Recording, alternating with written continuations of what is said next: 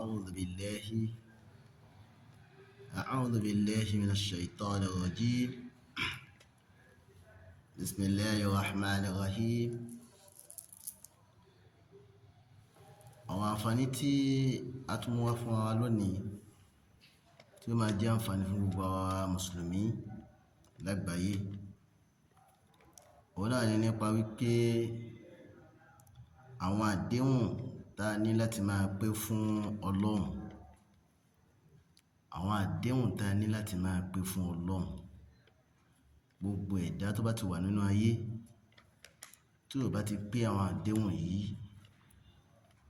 irú ẹ̀dá bẹ́ẹ̀ kò lè sọ̀kalẹ̀ dáadáa lọ́dọ̀ Ọlọ́run. Ṣùgbọ́n lópin ìgbà tó bá ti gbìyànjú, kò sí bí zamani dunia, ìgbà ayé tá ń lò yìí, kò sí bó ṣe lè dààmú ẹ tó tí rẹ bá ti gbìyànjú láti pé àwọn àdéhùn yìí fọ́lọ́run, ó padà pàdé Ọlọ́run dáadáa. Fojú tí ó ń wò mí àtẹ̀yin tí ń gbọ́ mi, dákun ọ̀rọ̀ yìí ẹ gbìyànjú láti rí i pé à ń pé àdéhùn fún Ọlọ́run látara ohun tí a fẹ́ kà fún wa yìí.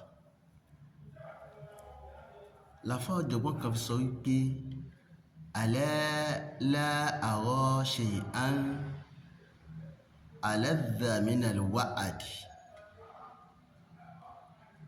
wa min amalin fihi wa in kana la yujdi. Àfáà ní àlá, tẹ́tí kò gbọ́ mi o, súnmọ́ mi kò gbọ́ mi tí mo fẹ́ sọ yìí. La ara shay'an, ó ní wọn ò rí nǹkan kan aladha minal wa'di tó dùn tó yìí máa pé àdéhùn. Òun ò rí nǹkan kan tó lè fi wé àdéhùn. Òun ò rí nǹkan kan tó já sí pé ó dáa ju kíyàn pé àdéhùn lọ. Wa min amalin fihi, nínú èrò náà ni àdéhùn ń bẹ. Wa in kana la yujdi, ó ní kódà kó já sí pé nǹkan yẹn ò padà wúlò. Ìpé àdéhùn fọ́lọ́run yóò jẹ́ kíyàn pàdé Ọlọ́run dáadáa. Tó pọ́ sọ fún wa náà nínú Al-Qur'an pé inna wa'dallahi haqqun, ó ní àdéhùn wọn Ọlọ́run òdodo ni. Káwa tá a jẹ́ mùsùlùmí náà ká gbìyànjú láti pé àdéhùn fún Ọlọ́run. Ní àyá Al-Qur'an, Quran 2 verse 83, níjọ́ tí Ọlọ́run ń sọ fún Ànábì wa Muhammad sallallahu alaihi wasallam tó ní kó máa rán àwọn ọmọ Bani Israila tí ń bá wọn sọ̀rọ̀ ń jọ́nà, àwọn ìjọ Ànábì Musa tí wọ́n jẹ́ ìjọ Ànábì Musa, àwọn Yahudi, àwọn Júù. Ọlọ́run ní ká Ànábì rán wọn létí nínú Quran 2 verse 83, àwọn àdéhùn méje kan bẹ tí wọ́n ṣe pẹ̀lú Ọlọ́run jẹ́ náà. Àdéhùn méjèèje yìí náà táwa náà bá gbìyànjú láti mójútó, wàláhì a ò ní sọnù lọ́dọ̀ Ọlọ́run. Kò sí níta lè dà láyé, á padà sọ̀kalẹ̀ dáadáa sọ́dọ̀ Ọlọ́run náà. Àdéhùn méje yìí ó sì ń bẹnu tírà àwọn At-Tawrah, èyí tí Ọlọ́run fún Ànábì Musa alayhi salam, tó sì ṣàdéhùn fọ́lọ́run jọ́nà pọ́n wọn máa ṣe. Aya náà ni pé a'udhu billahi minash shaitani rajim. Wa idh aqadna mithaqa bani Israila. Ọlọ́run ní wá wò yẹn ni wípé Ọlọ́run ní ó kó ìrà Ànábì rán wọn létí, rán ọmọ Bani Israila létí.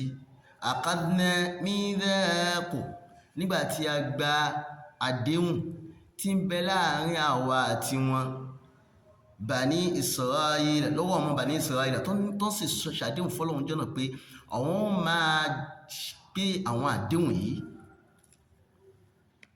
Alákọ̀ọ́kọ́ nínú àdéhùn náà tí wọ́n ṣe fọ́lọ́run jẹ́ náà, la ta'buduna illa Allah.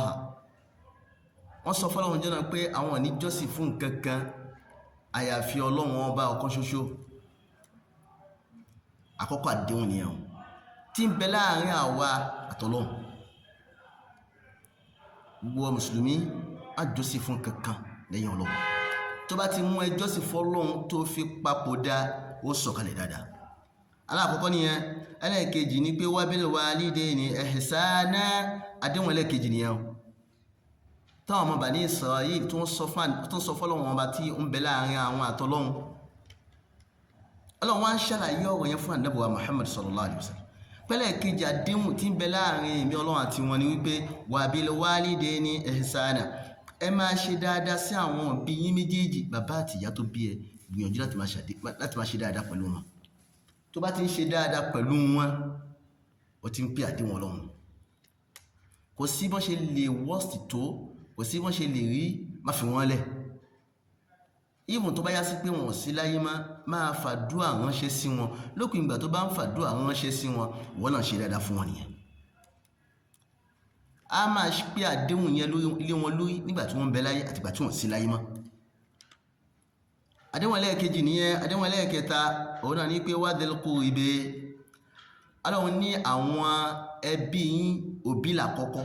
Ó wá ní àwọn ẹbí yín, àwọn ẹbí tó súnmọ́ yín, àwọn al-quraba, àwọn ẹbí tó súnmọ́ yín bí ẹ̀gbọ́n, àbúrò, ẹ̀gbọ́n bàbá, àbúrò bàbá, gbogbo wọn Ọlọ́run ní ẹ pé àdéhùn wọn fún wọn, ẹ má fi wọ́n lẹ̀, ẹ má jìnnà sí wọn, ẹ má kọ̀ wọ́n sílẹ̀ nínú àdéhùn ni. Ó di mẹ́ta. Ẹlẹ́ẹ̀kẹrin ni pé wal yatama, àwọn ọmọ òrukàn. Ẹlòmíì wọ́n kó nǹkan ọmọ òrukàn lé lọ́wọ́, gbogbo ọ̀nà tí ó wà tí ó fi pamọ́ yẹn tí nǹkan ọmọ òrukàn yóò fi di tiẹ̀ ní ó máa wá. Ó pé àdéhùn. Gbìyànjú láti máa pé àdéhùn látara àwọn nǹkan tá à ń sọ yìí. Wal yatama, àwọn ọmọ òrukàn, ẹ mójútó wọn, ẹ má fi wọ́n lẹ̀. Wal masakin, àti àwọn atẹ́wọ́gbọ̀rẹ. Masakinu ní ẹni tí yá sí pé ó ní tí ò tó. Fuqara'u ní ẹni tí yá sí pé kò ní rárá. Masakinu náà wọ́n dákọ̀ nínú àwọn àdéhùn yìí pé al-masakin àti àwọn tí wọ́n ní tí ò tó wọn, àwọn atẹ́wọ́gbọ̀rẹ, ẹ mójútó wọn. Ó pọ̀ láyìíká wa, kódà ládùúgbò tá à ń gbé, ó pọ̀ láyìíká wa. Ẹlẹ́ẹ̀kẹfà òun náà ní pé wa qulu linnasi husna. Ọlọ́run ní ẹ máa sọ dáadáa sí àwọn ọmọ ènìyàn, má máa sọ̀rọ̀ ọbú, má fọ̀rọ̀ ọbú bà nǹkan jẹ́, máa gbìyànjú láti máa sọ̀rọ̀ dáadáa, máa fọ̀rọ̀ dáadáa tún nǹkan ṣe ní nínú àwọn àdéhùn tí ń bẹ láàrin àwa àtọlọ́run. Ẹlẹ́ẹ̀kejì ni pé wa aqimus salata wa atuz zakah. Ọlọ́run ní ẹ máa gbé wọn dúró, ẹ sì máa yan zaka. Gbogbo wọn tó bá ti ń kírun lásìkò rẹ̀, ó ń pé àdéhùn fọ́lọ́run nìyẹn o. Ìwọ tó bá ti kírun lásìkò rẹ̀, ó pé àdéhùn Ọlọ́run. Àdéhùn tí ń bẹ láàrin àwa àtọlọ́run ò tí ì pé. Tó bá ti kírun ní àsìkò rẹ̀ gẹ́gẹ́. Ànábì wa Muhammad sallallahu alaihi wasallam tó sọ fún wa pé afdalul a'mal as-salah. Ó ní iṣẹ́ tó lọ́lá jù lọ́dọ̀ Ọlọ́run ọba, òun náà ní ìrun kíkí. Ó lóun ní ìrun kíkí fi awwal waqtiha, ní àkọ́kọ́ àsìkò rẹ̀ tó bá kí yẹn gẹ́gẹ́ ló túmọ̀ sí wípé o mójútó. Méjèèjì láti kà fúnra wa yìí, wọ́n náà gbìyànjú láti mójútó. Nítorí parí àyà yẹn ni pé summa tawallaytum illa qalila. Ọlọ́run ní summa, lẹ́yìn ìgbà tí wọ́n ti ṣàdéhùn yìí, tawallaytum, wọ́n wá yí padà, illa qalila minkum. Ọlọ́run ní díẹ̀ nínú wọn ló tẹ́wọ́ gba àdéhùn yẹn lọ́wọ́ wa. Díẹ̀ nínú wọn, ẹ̀rọ mùsùlùmí náà lásìkò yìí, gbogbo àdéhùn tá a kà kalẹ̀ yìí, mélòó ni wa ló pè sọ́dọ̀ Ọlọ́run, mélòó ni wa ló ń ṣe pẹ̀lú Ọlọ́run. Wa antum mu'ridun. Ọlọ́run ní ẹ̀yin tó kù ẹ padà ṣẹ́rí kù níbi àdéhùn náà ní. Ẹ dákun, gbogbo àwa tá a gbọ́rọ̀ yìí, ẹ jẹ́ bá share rẹ̀, ká bá like ẹ̀, ká bá comment lórí YouTube wa náà, ẹ bá máa subscribe sórí ẹ̀. Ọlọ́run gbàdúrà wa.